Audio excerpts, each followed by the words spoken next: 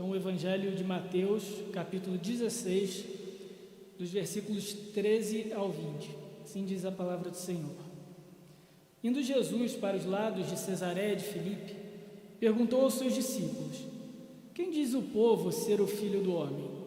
E eles responderam: uns dizem João Batista, outros Elias, e outros Jeremias ou algum dos profetas. Mas vós, continuou ele, quem dizeis que sou eu? Respondendo Simão Pedro, disse: tu és o Cristo, o Filho do Deus vivo. Então Jesus lhe afirmou: bem-aventurado és, Simão Bar-Jonas, porque não foi carne e sangue que te revelaram, mas o meu Pai que está nos céus. E também eu te digo que tu és Pedro, e sobre esta pedra edificarei a minha igreja, e as portas do inferno não prevalecerão contra ela. Dar-te-ei as chaves do reino dos céus, e o que ligares na terra será ligado nos céus, e o que desligares na terra terá sido desligado nos céus. Então advertiu os discípulos de que a ninguém dissessem ser ele o Cristo. Até aqui a palavra do Senhor. Vamos orar mais uma vez? Senhor bondoso Deus e amado Pai, te louvamos, Senhor, pela oportunidade e o privilégio, sobretudo, de lhe prestar culto nesse momento, Senhor. Obrigado porque o Senhor é um Deus que ouve as nossas orações, recebe os nossos louvores, atende às nossas súplicas segundo a sua perfeita vontade. E o Senhor também nos entregou a tua palavra, que revela a obra do teu Filho Jesus. E por isso mesmo pedimos que o mesmo Espírito Santo que revelou a Pedro a identidade de Cristo, seja esse sobre a tua igreja nesse momento, ao ouvir a tua palavra, que transforme o nosso coração, de maneira que amemos cada vez mais a Cristo, e assim o Senhor se agrade de nós, não por nós mesmos, mas pela misericórdia do próprio Senhor. Oramos em Cristo Jesus. Amém. Por que ser uma coisa quando você pode ser qualquer coisa? Por que só ser uma pessoa quando você pode ser quem você quiser? Essa pergunta é o slogan do lançamento recente do PlayStation. Aqueles que jogam sabem que o novo programa de assinatura aí dos jogos do PlayStation saiu, e agora em junho era exatamente esse o slogan. Por que ser uma coisa se você pode ser qualquer coisa? O que está por trás dessa ideia, da ideia da campanha do PlayStation? É que através dos inúmeros jogos, dos inúmeros mundos virtuais, das inúmeras personagens que você pode jogar, você pode tomar para si diferentes personalidades. Você não precisa mais se restringir, se limitar a quem você é. Porque o mundo virtual, o mundo digital, o mundo do entretenimento, dos jogos, lhe permite tudo. Você, num dia, pode ser um deus da guerra. No outro, você pode ser uma adolescente matando zumbis. Ou ainda, um Neymar na final da Champions. A verdade é que não importa a personagem que você assume ou que você escolhe para si. O que está por trás dessa campanha é uma ideia comum à nossa cultura e aos nossos tempos, de que a liberdade de escolha para ser quem você quiser ser sem restrições é algo muito importante e valoroso nos nossos dias. Nós vivemos dias marcados por essa obsessão pela identidade, mas uma identidade fluida, uma identidade que não se limita, uma identidade que é 100% livre para ser o que quiser ser e só depende de nós. E cabe a nós mostrar ou não aquilo que somos, de acordo com a nossa vontade. Então, diante dos meus pais, no almoço de domingo, eu posso ser uma pessoa, com os meus amigos no colégio eu sou outra. E até mesmo nos jogos virtuais, ou no WhatsApp, no Instagram, no TikTok, eu ainda posso assumir uma outra identidade. E tudo bem por isso. Essa é a grande liberdade que o mundo prega hoje. E seria assim que, em tese, nós nos libertaríamos, de fato, das amarras das instituições, dos sistemas que nos oprimem, e nós alcançaríamos, então, uma liberdade que nos traz alegria, nos traz plenitude de vida. O problema é que essa pretensa liberdade não entrega tudo aquilo que ela promete.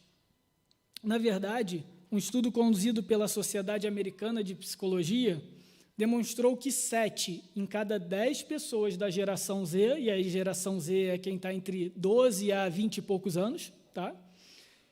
Então, 7 a cada 10 pessoas nessa faixa etária sofrem ou já sofreram algum sintoma relacionado à depressão e à ansiedade. E uma boa parcela desses 7 ainda sofre com crises de identidade. Ora, se uma geração digital, que nasce no meio digital, e nunca houve geração anterior que pudesse usufruir de tamanha liberdade de expressão individual, sofre de um mal que é a crise de identidade, então há alguma coisa errada nesse discurso. E o que a gente vai ver aqui no texto, a gente vai ver que, na realidade, só há uma maneira de nós encontrarmos a nossa identidade, de sabermos quem nós somos, aquilo que nós somos. A verdadeira liberdade, ou essa independência, essa autonomia, ela não existe. E veremos no texto que só podemos descobrir quem somos quando descobrirmos quem Cristo é. Só podemos descobrir quem somos realmente quando reconhecermos quem Cristo é realmente. Então, o nosso texto é justamente um diálogo entre Jesus e os discípulos sobre a identidade do Cristo, Jesus, e sobre a identidade de Pedro, um dos apóstolos. E o nosso texto começa dizendo o seguinte, no versículo 13 e 14. Indo Jesus para os lados de Cesareia de Filipe, perguntou aos seus discípulos, quem diz o povo ser o Filho do Homem? E eles responderam, uns dizem João Batista, outros Elias, e outros Jeremias ou alguns dos profetas. Jesus basicamente começa perguntando para os discípulos o seguinte, vem cá, o que o pessoal está falando de mim? Qual é a opinião aí do povo? O que está rolando aí pela Rádio Peão do quem eu sou? Eu sei que tem fofoca nas ruas, eu sei que tem comentários, então eu quero saber o que a galera está falando. E aí, vejam, há uma enormidade de opiniões. Um é Elias, outro é Jeremias, ou qualquer profeta, ou alguns dos profetas, ou o próprio João Batista, o último dos profetas que já tinha acabado de ser executado, morto, e alguns diziam até que Jesus seria a ressurreição, a reencarnação, algo assim, do próprio João Batista. Mas a verdade é que as opiniões alheias sobre Jesus eram inúmeras, eram dispersas, não eram exatas. Não é muito diferente do que pensam de nós, da nossa própria identidade. É impossível que todas as pessoas aqui tenham a mesma visão, a mesma construção do Vitor, desse aqui que vos fala, idêntica. Cada um vai ter a percepção, cada um vai ver alguma coisa da minha vida, cada um vai ser mais próximo ou mais distante do outro.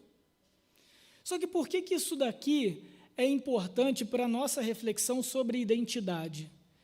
Porque a gente vai ver no texto que, ao contrário de Cristo, nós, 100% humanos e pecadores e falhos, somos também seres sociais. E é na interação com os outros, é na interação social que nós também formamos a nossa identidade. Qual é o problema? O problema é quando vozes alheias, outras vozes, falam ao nosso respeito e nós nos permitimos ser conduzido por elas, por aquilo que as pessoas falam de nós. E quando a gente pensa em identidade, aqui é importante a gente definir identidade, eu diria que identidade tem 2 aspectos. O primeiro aspecto é o senso de si mesmo, ou seja, é aquilo que você pensa sobre você mesmo. E o segundo aspecto é o senso de valor, ou seja, é como você se enxerga no mundo, como você enxerga a sua função no mundo, o porquê você está aqui, o porquê você respira, o porquê você existe, qual é o seu propósito, qual é a sua missão. Se nós falharmos em responder qualquer um desses sensos, seja o senso de si, se nós tivermos uma visão equivocada de nós mesmos, ou uma visão equivocada do porquê estamos nessa terra, nós iremos sofrer. Nós sofreremos uma crise de identidade. E Jesus, então, começa perguntando aos discípulos qual é a percepção alheia em relação à sua própria identidade, Mas, ao contrário de nós, Jesus não está preocupado com a opinião da multidão. A opinião da multidão, a visão da multidão não interfere em nada aquilo que Cristo sabe sobre si mesmo. Ele tem confiança, ele tem convicção naquilo que ele é. Mas o mais importante é que ele queria saber como as vozes alheias, a voz da multidão, influenciaria a visão dos discípulos acerca de Cristo. Porque vejam a construção do diálogo de Jesus. Quem as multidões dizem que eu sou? E aí eles começam. E vós? E diante dessas muitas vozes? E vocês? E talvez a primeira pergunta que nós devemos fazer como cristãos é o seguinte: existem muitas vozes dizendo no mundo quem Cristo é para nós.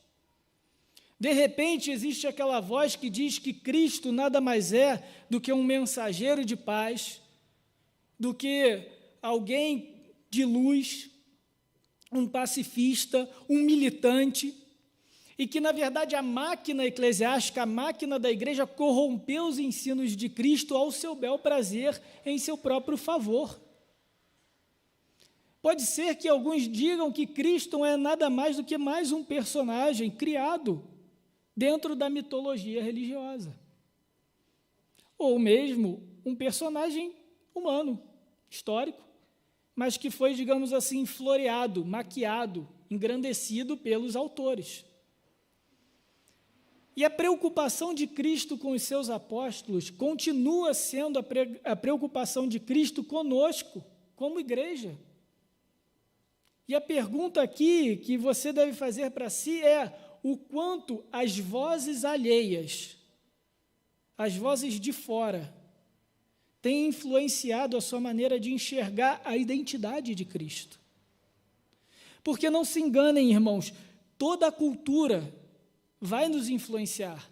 Na realidade, é um aspecto, é uma característica importante de um sistema cultural, a maneira como ela forma a identidade do seu indivíduo. Então, uma cultura pode ser definida na maneira como ela nos diz como formar a nossa identidade. E não é porque nós somos cristãos, ou aqueles que estão me ouvindo são cristãos, que estamos isentos disso.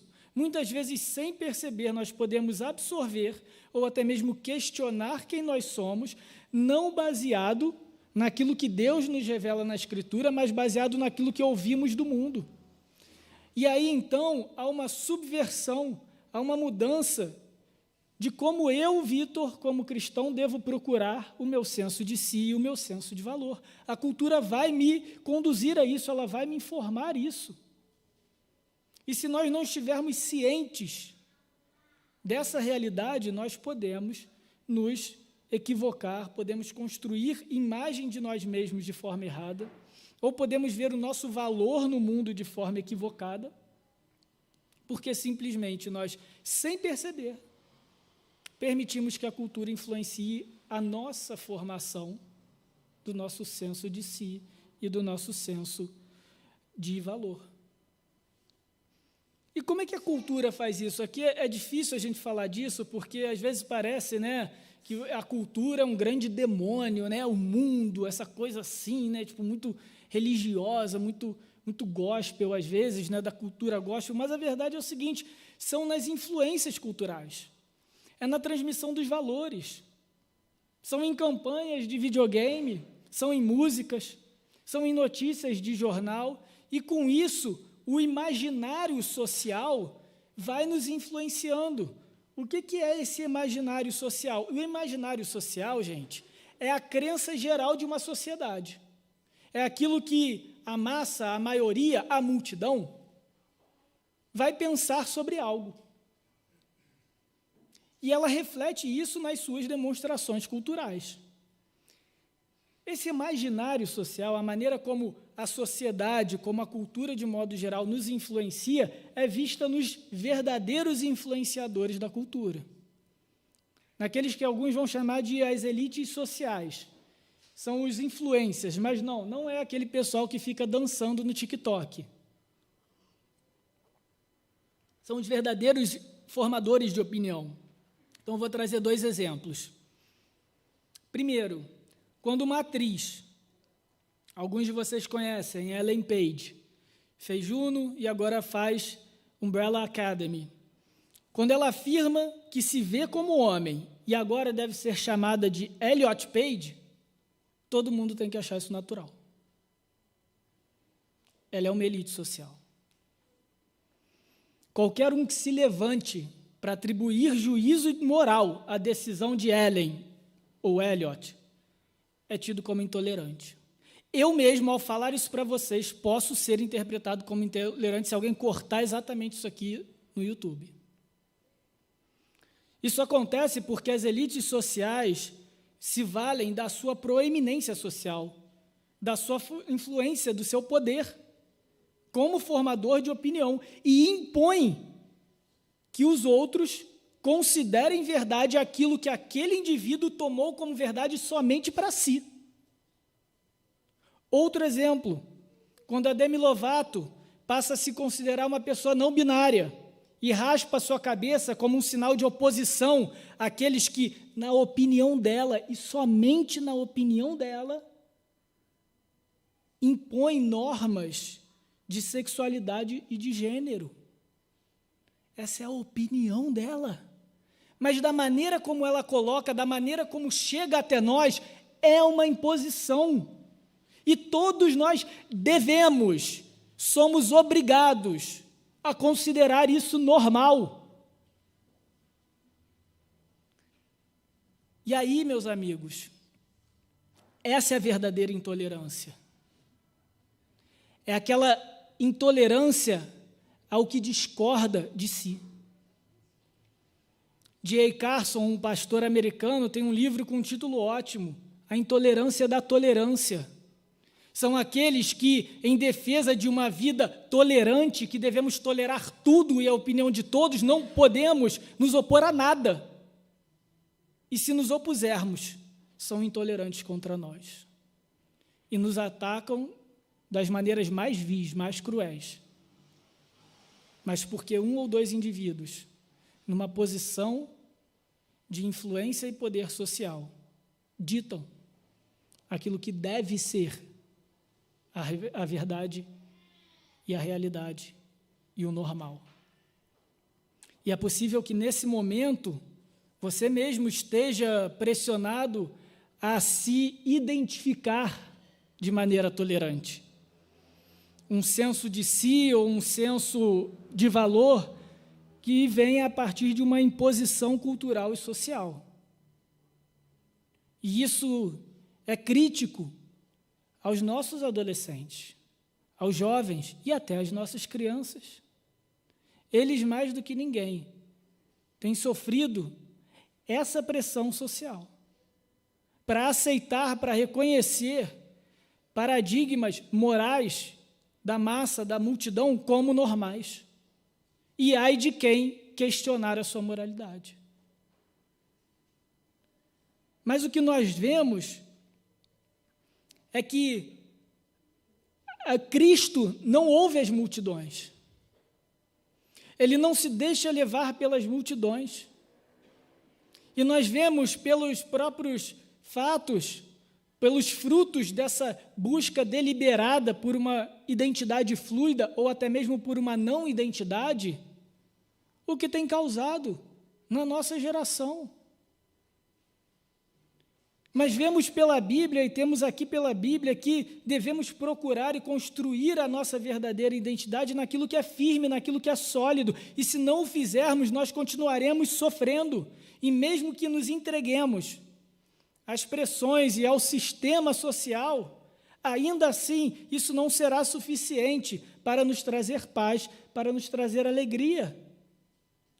Caso contrário, a ansiedade, a síndrome do pânico, a depressão, as tendências suicidas, as automutilações não seriam algo pandêmico nos nossos dias, no meio dos nossos jovens.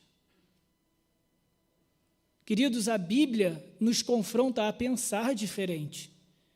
E iremos, sim, pagar pela nossa intolerância. Mas a custo de quê? A custo de reconhecermos a Cristo como quem Ele realmente é. De seguirmos um caminho que nos define não simplesmente de maneira terrena, mas nos define por toda a eternidade. Essa é a verdadeira identidade que nós devemos buscar. Uma identidade que é sólida, uma identidade que é firme, uma identidade que vence a morte. E como nós fazemos isso? Primeiro, sabendo quem Cristo é, confessando quem Cristo é. E aqui, nos versículos 15 a 17, Jesus, então, interpela os discípulos: e vocês? Quem vocês dizem que eu sou? Então Pedro diz: tu és o Cristo, o Filho do Deus vivo. Então Jesus lhe afirmou: bem-aventurado és, Simão Barjonas, porque não foi carne e sangue que te revelaram, mas meu Pai que está nos céus. O que Pedro está afirmando aqui, ao dizer que Jesus é o Cristo, é o mesmo que dizer o seguinte, que aquele homem que estava ali à sua frente era o cumprimento da promessa do Antigo Testamento. É o cumprimento da promessa de que um dia Deus enviaria um que pagaria pelos nossos pecados, libertaria o seu povo, o verdadeiro rei da descendência de Davi. Aquele que finalmente iria reunir na sua obra o homem pecador, rebelde, morto nos seus pecados, com o Deus vivo, santo, eterno. O que Pedro está dizendo é o seguinte: você é aquele a quem nós esperávamos. Só você é aquele que é capaz de nos dar a vida eterna. Você é o Messias esperado. Você não é um profeta qualquer. Você não é mais um na multidão. Você é o Cristo, o Filho do Deus vivo. Isso é importantíssimo, queridos, porque quando Pedro atribui, obviamente, revelado pelo Espírito, como diz aqui o próprio Jesus, que Cristo, que Jesus é o Filho do Deus vivo, é algo que é um atributo, uma característica exclusiva e particular de Jesus. Nós fomos feitos filhos, de acordo com a Bíblia, no momento em que nós reconhecemos Cristo como nosso único Salvador. Nós fomos feitos filhos de Deus, mas Cristo é o Filho de Deus, ou seja, é o único que compartilha da mesma natureza do próprio Deus. Em outras palavras, quando Pedro diz, tu és o Filho do Deus vivo, ele está dizendo, o Senhor também é Deus. E tudo aquilo que foi dito a respeito de Deus no Antigo Testamento pode e deve ser aplicado ao Cristo que estava na frente dele. Ele é o Filho do Deus vivo.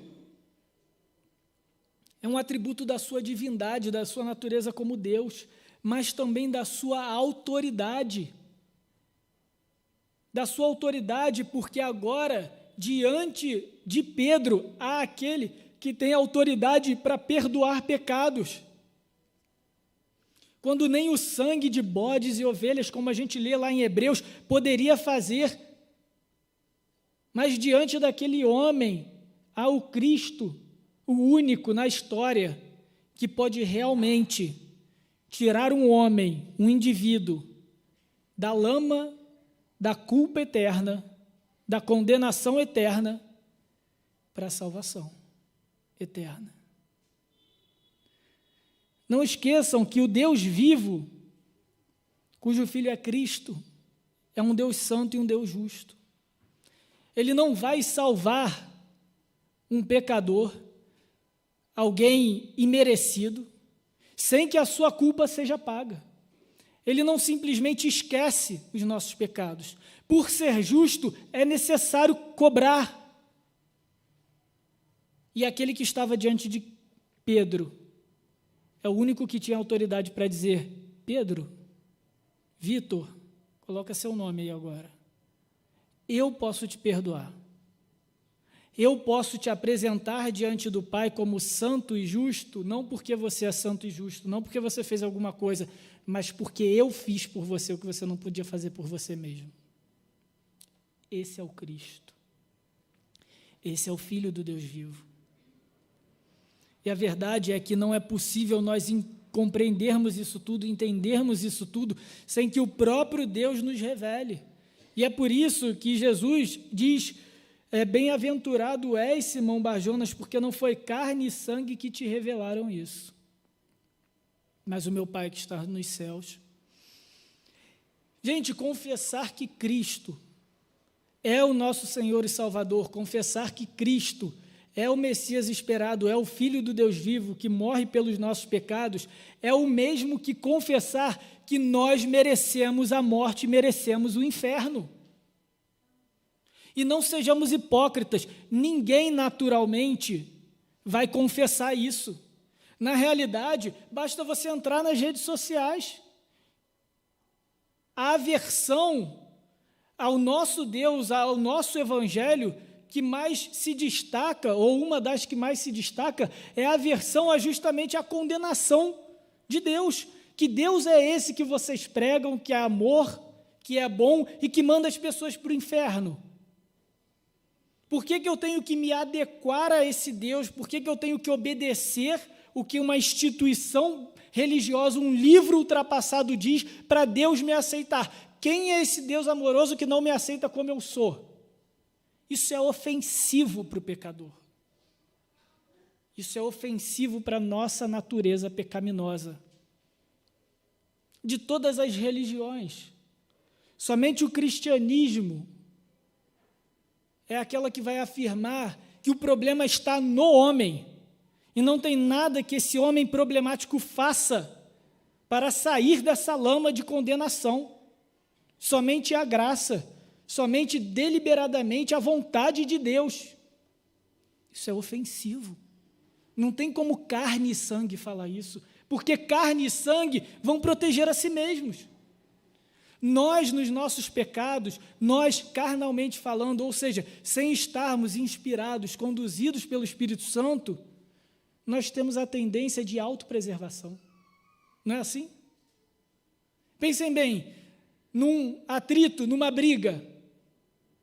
A gente pode estar errado, a gente pode ter começado a briga. Mas como é que a gente faz na defesa? Não, mas espera aí. Eu bati no fulano, mas, ele me levou até aquele ponto. Olha a autopreservação. Eu estou preservando a minha autojustiça. Eu não aceito, mesmo estando errado, admitir que eu estou errado. E mesmo se eu falar, não, eu errei.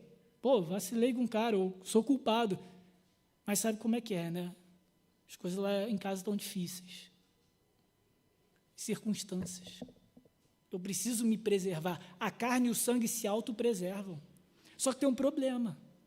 É a mesma coisa que você pegar um bife podre e jogar no congelador. Não é porque você está preservando ele podre no congelador que ele vai deixar de ser podre. Aquilo ali já está estragado, aquilo não presta, aquilo não serve para nada. Queridos, nós somos assim sem Cristo. Uma carne podre, estragada no congelador, se enganando, achando que a gente vai se autopreservar. Por isso que carne e sangue não podem olhar para Jesus, o Jesus dos evangelhos, e dizer, esse é o Cristo. Não tem como. A gente vai tentar nos preservar como nós queremos, como nós somos. A percepção humana não vai diferenciar Jesus da multidão, porque para a multidão ele era apenas mais um profeta, ele era apenas mais um, que poderia ajudá-los ou não nos seus próprios problemas. Isso é particularmente importante para nós sabermos quem nós somos, porque somente quando reconhecemos que Cristo é esse que tira o nosso pecado, que nos dá a vida, que nos perdoa e faz por nós o que não podemos fazer por nós mesmos, é só quando reconhecemos isso é que podemos nos ver de uma forma diferente. Não mais se auto-justificando, se escondendo atrás dos nossos erros, dos nossos problemas, tentando justificar aquilo de nós que é errado, que é podre, que é morto. Mas a gente alcança a verdadeira identidade quando a gente olha e fala, Senhor, de fato, eu sou esse homem, eu sou essa mulher, e eu não mereço nada. É por isso que quando lemos aqui no nosso culto, nós temos um momento de confissão de pecados para nós nos relembrarmos da natureza da qual Cristo nos resgatou. E é por isso que o apóstolo João, como foi lido, diz que aquele que diz não ter pecado é mentiroso e faz de Deus mentiroso. Mas quando nós reconhecemos que somente Cristo pode nos reconciliar com Deus e nos dar a vida eterna, é que podemos acreditar na sua palavra e acreditar naquilo que Ele diz de nós. Porque a nossa identidade vai ser construída e vai ser atribuída pelo próprio Cristo. Mas a gente só pode reconhecer e aceitar o que Ele diz de nós, o que Ele diz acerca de quem nós somos, quando nós realmente confessamos quem Ele verdadeiramente é, o Cristo, o Filho do Deus vivo. E olha que interessante, é isso que acontece no texto. A multidão falando todo tipo de informação, de situação a respeito de Cristo. Então Pedro dizendo a verdade, sendo revelado pelo próprio Pai a Pedro. E aí o que segue? Agora Jesus vai falar quem Pedro é. E aí ele diz, e eu também te digo. Você disse quem eu sou, agora eu vou dizer quem você é. E talvez o problema, o seu sofrimento, a sua angústia, nesse momento, seja porque você ainda não foi capaz de ouvir de Cristo. Deixa eu te falar quem você é. Você está tentando descobrir a sua identidade por você mesmo. Você está tentando confiar em si mesmo. E a identidade, sim, é uma das grandes crises do nosso tempo, justamente porque o nosso tempo prega uma autonomia, prega uma liberdade de que nós temos plena capacidade, plenos recursos para nos identificar, dizer quem nós somos, mas nós estamos falhando miseravelmente nisso. E não queremos ouvir de Cristo quem Ele é, nós queremos olhar para o nosso interior, nós queremos olhar para dentro. Veja, eu vou ilustrar para vocês. Eu adoro dirigir, tá? Principalmente em estrada, eu gosto muito de estrada. E eu gosto de dirigir à noite. Não sei porquê, mas eu gosto de dirigir em estrada à noite. E o legal da estrada à noite, vocês que já pegaram a estrada à noite, gente, assim, não aquela 0,40 em volta de feriado, tá? Eu estou falando assim, uma estradinha aqui pequenininha, breu total. Cara, você olha para o retrovisor, brother, não tem nada. Não tem nada atrás. É tipo, se não tem outro carro perto, uma lanterna, um poste, cara, não tem nada. É só a luz do teu farol ali. E se você apagar aquele farol, esquece. Você não vê um pau, cara, você não vê o capô do carro. É bizarro. Agora imagina o seguinte, gente, você está numa estrada dessa, e aí eu viro para o Renan está dirigindo, eu sou o carona e falo, Renan, cara, está muito escura essa estrada, breu total, não tem nada aqui. Apaga todos os faróis e acende a luz aqui de dentro para a gente enxergar a estrada. Vai dar certo isso, galera? É o que o mundo fala para a gente. Olha para a tua luz interior para você enxergar quem você é e para onde você está indo. É isso.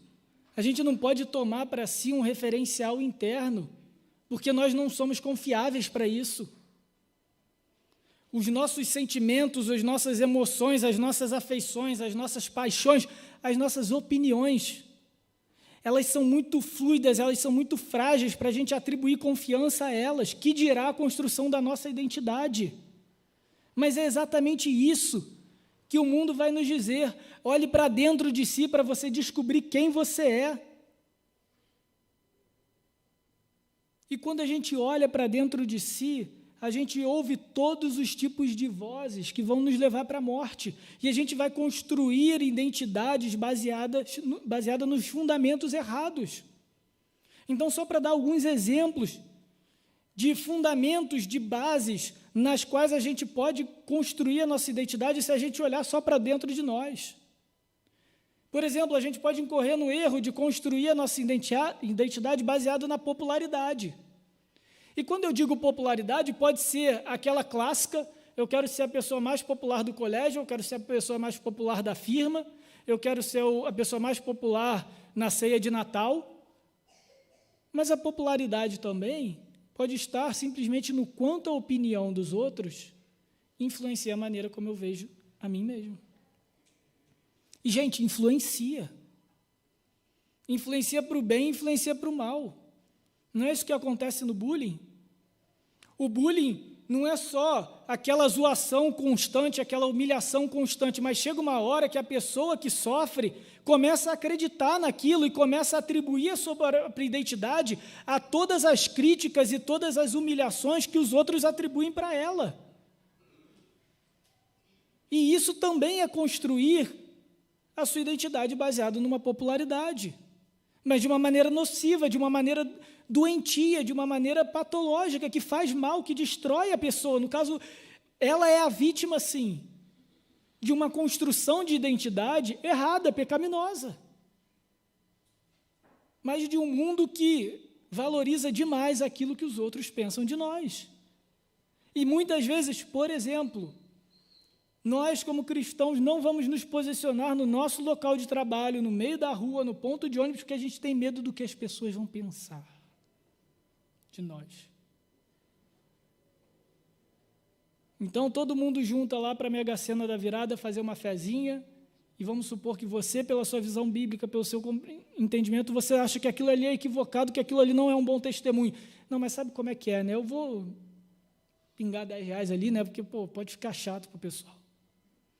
E aí você começa a negociar aquilo que você tem de valor, aquilo que é imoral para você. Porque a posição alheia te influencia. Além da popularidade, a produtividade. Então você começa a olhar para si e atribuir valor a si mesmo. Lembra, a identidade é o que você vê de si mesmo e a maneira como você atribui valor a si mesmo. A partir daquilo que você produz, do quanto você produz.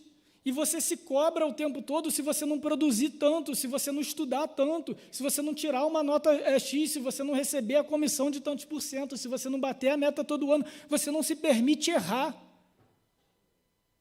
Porque a sua produtividade, o quanto você produz, o quanto você entrega, é o que está dirigindo e construindo a sua identidade. E se você não entregar aquilo que você acha que deveria, você vai falhar como pessoa, como profissional, como pai, como mãe. Mas, gente, nós vamos falhar. Não estou falando que é para a gente chutar o balde e não se esforçar, não nos dedicarmos naquilo que a gente faz. A gente tem que fazer tudo como se fosse para Deus. A Bíblia nos ensina isso. Mas isso não pode direcionar quem nós somos. As nossas posses. E essa chega a ser até um pouco óbvio, quando a gente olha para alguém de maneira diferente por aquilo que a gente tem, por aquilo que a gente veste e a outra pessoa não. Ou o inverso, tá? Em que a gente julga alguém por ter mais do que a gente. E daí, a inveja, a cobiça, tudo que você possa imaginar nesse sentido, vai vir de uma identidade construída naquilo que você quer ter. Então, enquanto você não tiver aquele determinado carro, enquanto você não fizer a reforma na sua casa, enquanto você não viajar para determinado lugar, você não está satisfeito em si, você não se sente completo. Você está construindo quem você é. Qual é o seu valor como indivíduo, baseado naquilo que você tem ou que você não tem. Pode ser no poder também. E aí, a gente sabe que há aquela frase que se você quer conhecer alguém, dê poder a ela, mas eu não estou falando aqui de poder, tipo, vou fazer você rei, vou fazer você presidente da república, vou fazer você um CEO, aí eu vou descobrir quem você é. Não. Hoje em dia, qual é a maior forma de exercer poder que nós temos? É a liberdade. Não é isso que a gente vê? Eu tenho o poder de me expressar. Eu tenho o poder, eu sou forte, eu posso todas as coisas, não naquele que me fortalece, mas eu posso todas as coisas porque eu tenho liberdade de escolha. Eu posso decidir o meu objetivo, o caminho da minha vida. Pronto, você acabou de se identificar, construir a sua identidade no que você acha que pode fazer, ou que você gostaria de fazer. Qual é o problema, gente? Nós não somos completamente livres, nós não conseguimos controlar o destino das nossas vidas plenamente e virá frustração, virá dores, virá luto, virá doença, virá todo e qualquer tipo de dificuldade. E aí você nomeia a sua. E isso vai questionar o seu poder em relação à sua vida. E aí a gente já viu aqui também em outro sermão que Jesus, em resposta a essa identidade construída naquilo que eu posso fazer com minhas próprias mãos, o que Jesus disse? Não andeis ansiosos por coisa alguma. Porventura pode alguém acrescentar um côvado ao curso da sua vida? Mas a gente quer ter o controle de tudo. E se a gente não tiver o controle da nossa vida, a gente não está em paz, a gente falhou. Isso é construir uma identidade baseada no poder, ou baseada no status, naquilo que a gente quer que as pessoas vejam de nós. Pode ser na nossa escolaridade, pode ser no nosso cargo. Não, eu preciso fazer uma segunda faculdade, eu preciso fazer um mestrado, eu preciso fazer um curso profissionalizante, eu preciso fazer isso, preciso fazer aquilo, porque senão eu não vou ser bem visto na família. Todo mundo na família é médico, eu sou o quê? Cara, agora isso te define? Isso te atribui valor, isso te atribui propósito na sua vida? O seu status, a maneira como as pessoas vão te identificar? E aí, por fim, e não menos importante, uma identidade baseada na sexualidade. E esse aqui é extremamente sério, porque nós vivemos um tempo muito esquisito, muito confuso, em que o corpo, o ato sexual em si, é desvalorizado. Então, lá fora eu posso me libertar, me entregar a quem eu quiser. Mas a minha maneira de expressar a minha sexualidade é extremamente preciosa e ninguém pode botar o dedo. Olha que discrepância. Para se entregar ao outro, seja lá quem for, o mundo não está nem aí. Mas na hora de te identificar com determinado gênero, com determinada expressão, com determinada afeição, aí o bicho pega. E eu digo para vocês, queridos, nossa identidade não pode ser baseada no nosso gênero, baseado na nossa orientação sexual. Nós somos muito mais do que isso. Nós somos muito mais do que isso. E qualquer fundamento dessa lista que eu coloquei reduz o homem ao que ele realmente pode ser. Nós somos muito mais do que os nossos empregos, do que as pessoas olham de nós, do que a nossa liberdade para fazer a nossa própria vontade, do que aquilo que a gente tem, do gênero que nós somos.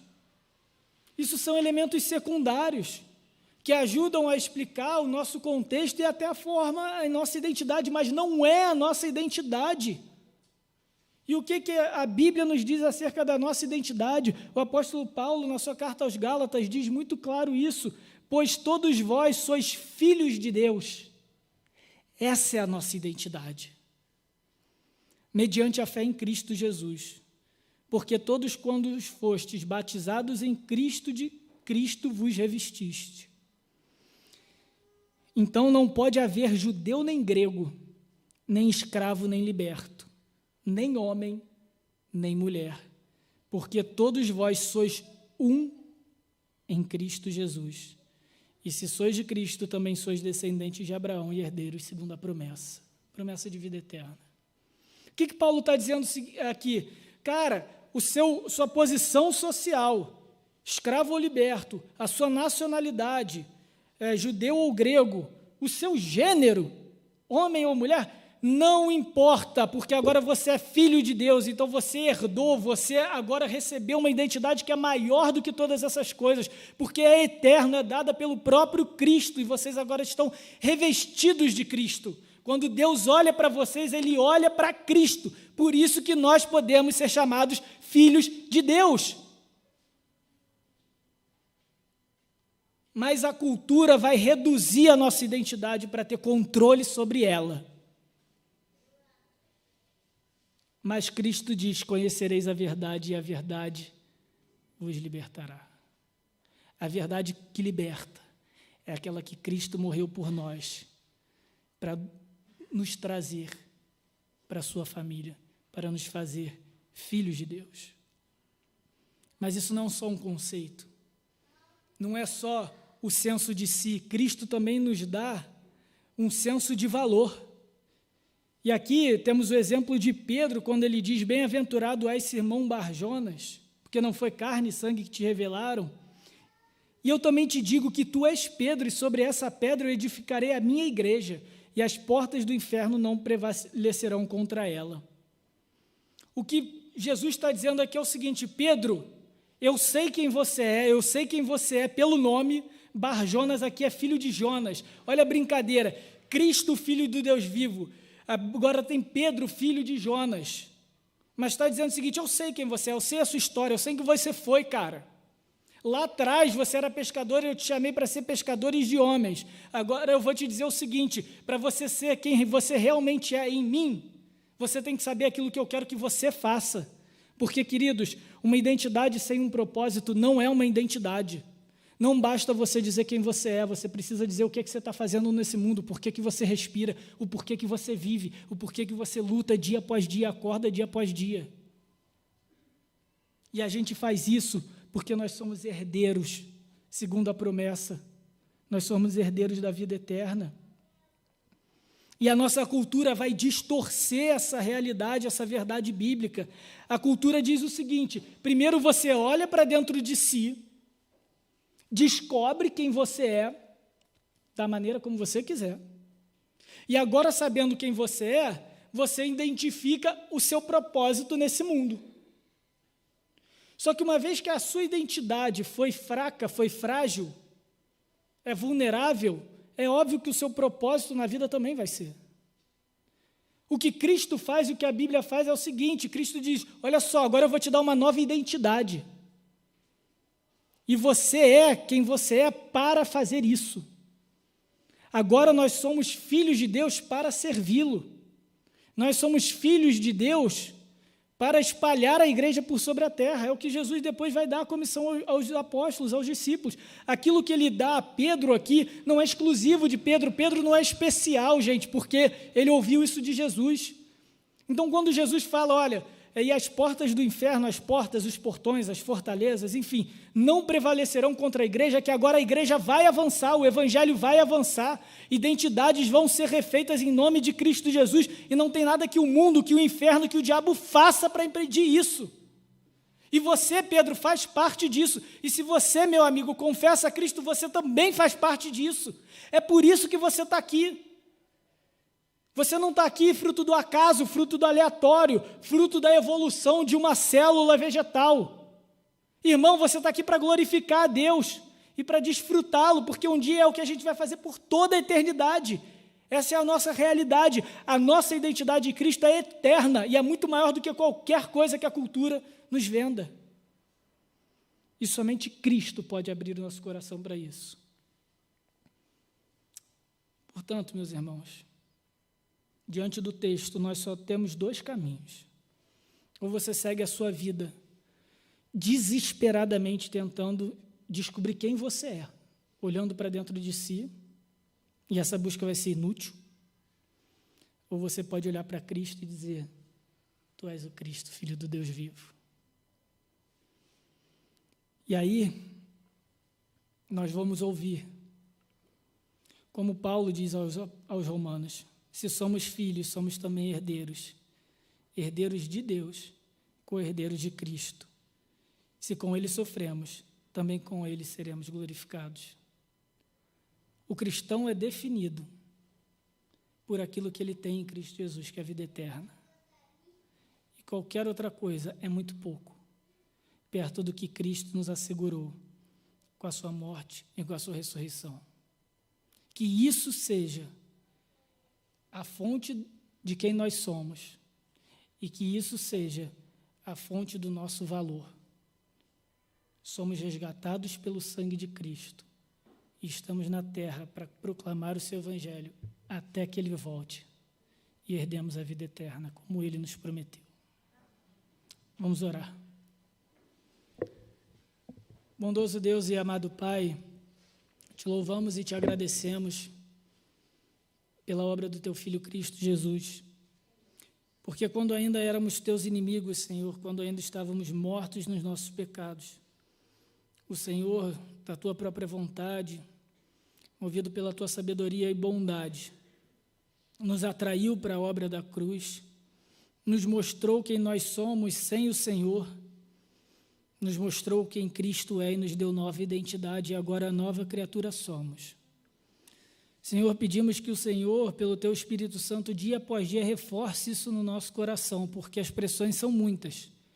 As mentiras, as vozes, a multidão constantemente nos assedia para pensar o contrário, para questionar aquilo que somos no Senhor. Mas as portas do inferno não prevalecerão sobre a tua igreja. E é a tua igreja que ora, em nome do Cristo, o Filho do Deus vivo, que morreu por ela e que, através do seu precioso sangue, nos comprou. E agora nós somos filhos.